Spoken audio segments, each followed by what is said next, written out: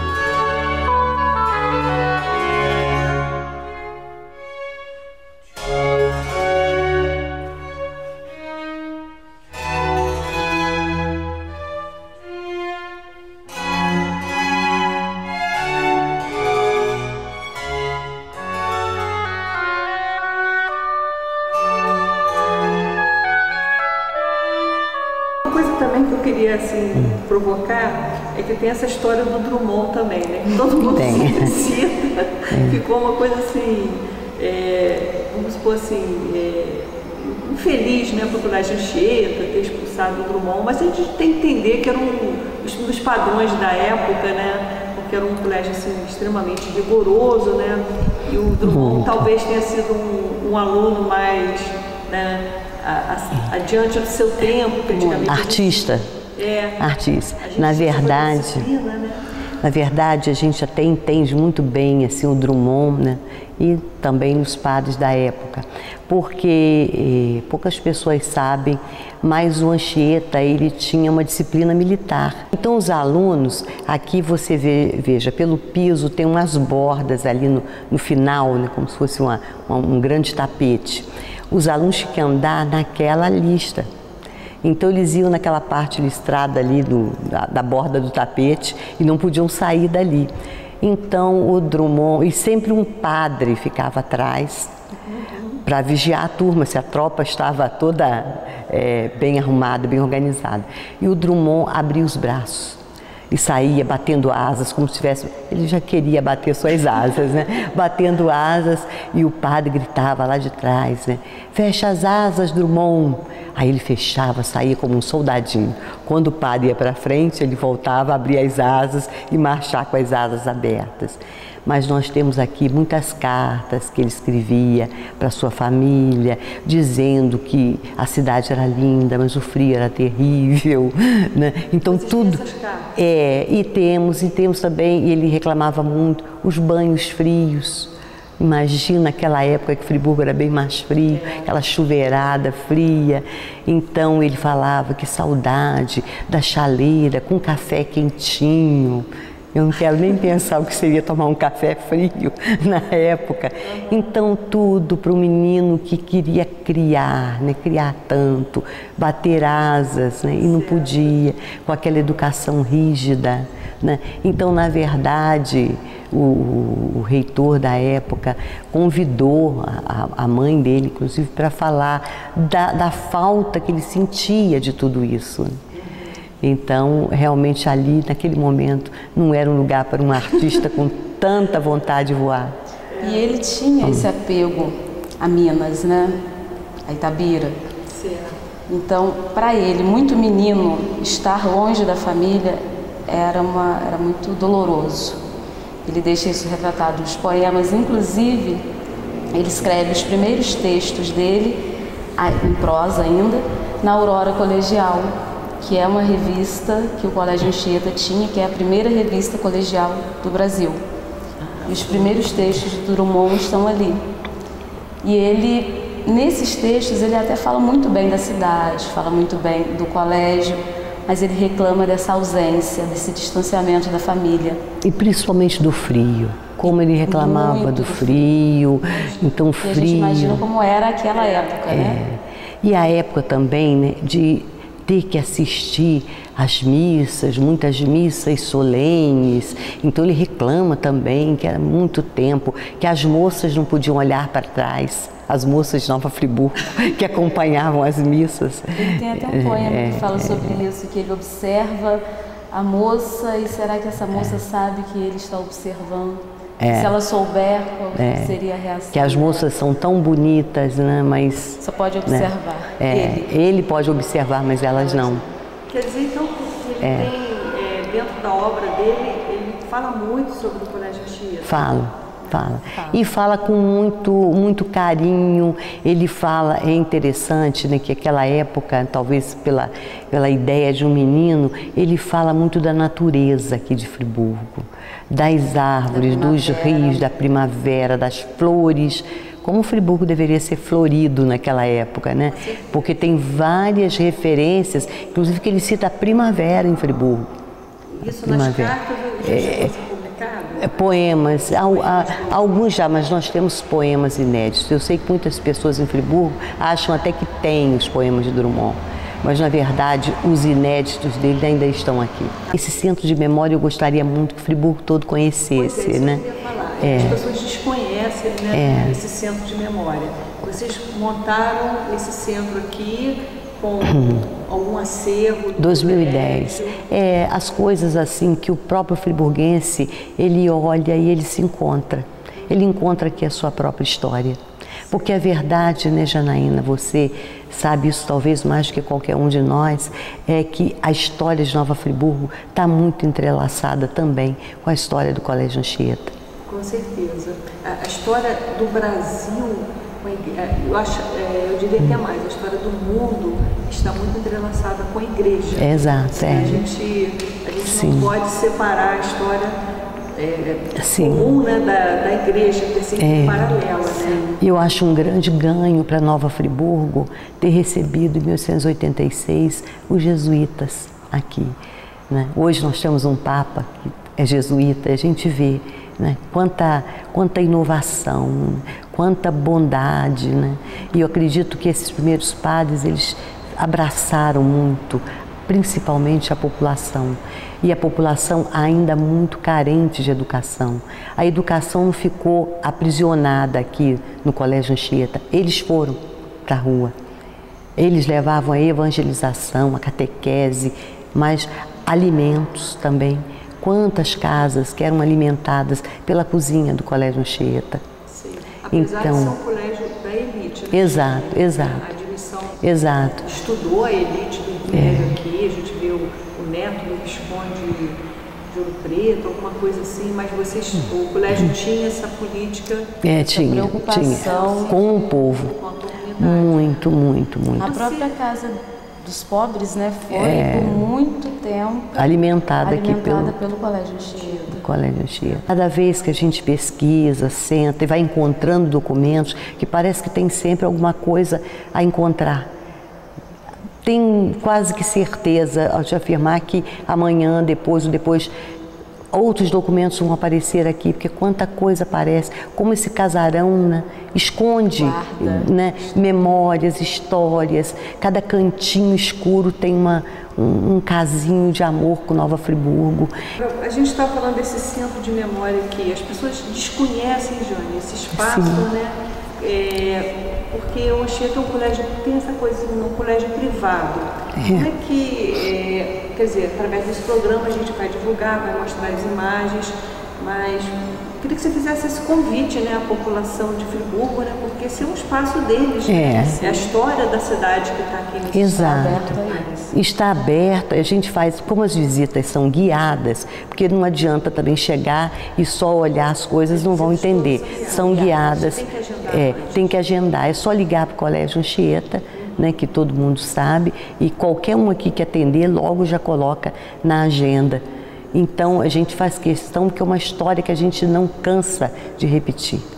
Hoje é comigo, é com a Élica, a gente atende muito bem a todo mundo. Agora, pasme, nós temos um mapa, né, de visitantes e tudo isso. Tem muito mais visitantes de fora do que Nova Friburgo, até internacionais. Nós recebemos aqui uma procura muito grande para visitar esse espaço de pessoas de fora de Friburgo. Interessante, né? Que as pessoas vêm no prédio, né? Não, e já vem sabendo. Para visitar o Memorial do Colégio. Certo. Quer dizer, então se eu quiser fazer uma visita, eu só ligar antes. Só agendar. Pode ser individual, não precisa ser em grupo. Não pode ser individual. Aí, porque, claro, isso aqui também é um espaço que não podem abrir as portas, né? Porque afinal de contas, hoje em dia a gente tem essa questão da segurança também, a própria segurança do acervo também. Nós recebemos, inclusive, nos finais de semana. Como é que é o horário? Porque é o horário da pessoa que marca. Se marca de manhã, a gente está aqui de manhã, à tarde nós também. À tarde. Porque às vezes o turista vem a Friburgo no fim de semana, né? Pode ser sábado. Pode, sábado, ou domingo. Domingo também. Nós recebemos inclusive feriados. É só agendar. Interessante. É só marcar. Mas é uma diferença, a gente faz o balanço e a gente fica pasmo, né? Muitos colégios do Rio, colégios inteiros, vêm aqui. Faculdades. Rio, Teresópolis, Petrópolis. Agora, não me lembro de nenhuma universidade de Friburgo visitando aqui o memorial. Agora, de fora do Rio, já várias, muitas. E a população de Friburgo, em geral, também não visita, né? Não. Bom, vamos dar publicidade a isso agora. Aqui tinha um chamado, Janaína, de passeios higiênicos. A princípio, quando eu li esses passeios higiênicos, e eu tinha medo até desses chuveiros, né? Essa sequência de chuveiros frios que existia aqui, e eu falei, será que a turma não queria tomar banho? Que passeios higiênicos eram esses? Não, era depois das exaustivas provas, os padres levavam para conhecer lugares em Nova Friburgo. E assim que eles fizeram acampamentos nos Três Picos, nós temos as saídas deles de terninho, hein? Todo mundo de terninho branco, a cavalo, a pé, então, no meio da mata. Então, ouvir os pássaros, sentir o verde, as cachoeiras. Então, já tinha uma preocupação muito grande com o meio ambiente. Chamavam isso de passeios higiênicos. Que aconteciam após aquele período de provas, que certamente eram muito desgastantes, né? Desgastantes. Então, eles saíam para higienizar a cabecinha. Agora, vocês estão me matando de curiosidade. Como é que a gente vai ter acesso a essas fotos? É um acervo muito rico. Eu fiquei, quando eu descobri as fotografias, estão. Algumas estão até aqui, expostas no memorial, você vai ter oportunidade de ver. Para matar a curiosidade. Eu fiquei tão encantada que eu perdi a hora, e quando eu vi já eram quase 10 horas da noite, eu ainda estava mexendo em fotografia, porque eles registram tudo. Eles registram todas as missões que eles fizeram pelo mundo. E Friburgo, um registro muito grande da fundação do colégio, registro country club, enfim, como Jane disse, dos passeios que eles faziam. Tudo fotografado. Tudo fotografado. Tudo. E outra coisa muito legal também, que eu acho, eu sou encantada por isso, pelos jesuítas, a organização deles. Eles têm, os padres têm os diários, né? Sim. Como acontecem com outras ordens. E eles diariamente têm um padre responsável por registrar tudo o que acontecia no colégio e na cidade. Então, se no dia, como eu li outro dia, aconteceu uma enchente que inundou a praça, está registrado no diário deles. E esses livros são, esse acervo todo é esse que vocês vão disponibilizar para os pesquisadores? Isso. De 1886 a 1922, os diários estão todos completos. Gente, mas isso é fantástico. De 1922 para frente, começam algumas lacunas justamente por conta dessas mudanças, né? O Anchieta teve 3 fases diferentes. Primeiro aberto a todo o público, depois que fechou, né? Isso, depois só apostolado, depois volta para o público em geral, depois abre para a mulher. Então começou a ter alguma lacuna nesses diários, mas até 22 eles estão completos. Agora, esse livro, então, você consegue contar uma história de Friburgo? Muito, de Friburgo. Isso é que é bacana, você consegue, por meio dos registros deles, contar a história da cidade.